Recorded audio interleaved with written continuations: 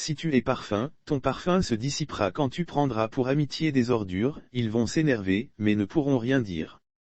Le président béninois ne pensait pas si bien dire lorsqu'il prononçait cette célèbre phrase. Mais l'évacuation des déchets solides et domestiques nécessite une autre approche pour réduire véritablement les désagréments qu'elle engendre.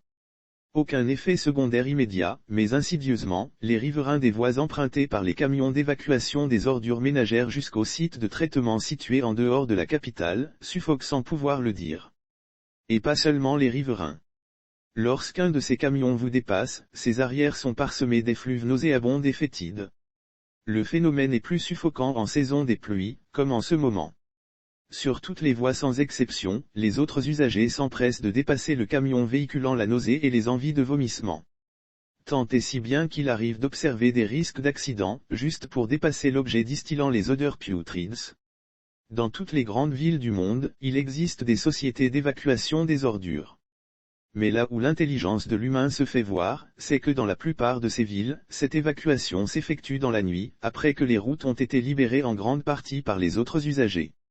Ce faisant, les populations ressentent à peine les moments où leurs déchets sont évacués pour traitement en dehors de la ville. Pourquoi n'en serait-il pas de même à Lomé, capitale du Togo? Il y a encore quelques années, beaucoup rêvaient d'avoir leur maison au bord d'une grande route fréquentée. Mais avec ce que vivent ceux dont les devantures sont empruntées par les camions d'évacuation, c'est une sourde peine difficilement exprimable. Ils y sont, ils y demeureront. Pour longtemps. Mais devrait-ce être au prix de leur santé? L'inhalation permanente d'une odeur fétide affectera assurément l'état de santé et d'esprit de ceux qui subissent cette forme de torture sensorielle sans possibilité d'y remédier. Mais alors, il est du devoir de l'État, garant de la liberté de tous, de veiller à ce que certains citoyens ne se sentent pas condamnés par une situation qui pourrait être améliorée. Tout comme ces évacuations diurnes inadaptées, il y a aussi le phénomène des balayeuses de rue qui envahissent les chaussées en pleine journée, obligeant les usagers à des acrobaties parfois risquées. Égard à celui qui ose leur faire des reproches sur l'heure de leur sortie, insultes, incivisme seront sa récolte.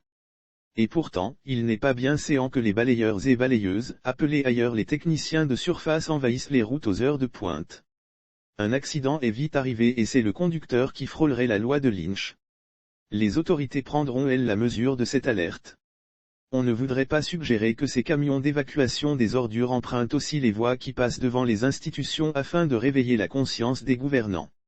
On n'a pas besoin d'en arriver là. Avec l'espoir que les riverains de ces voies des odeurs ne seront pas laissés pour compte.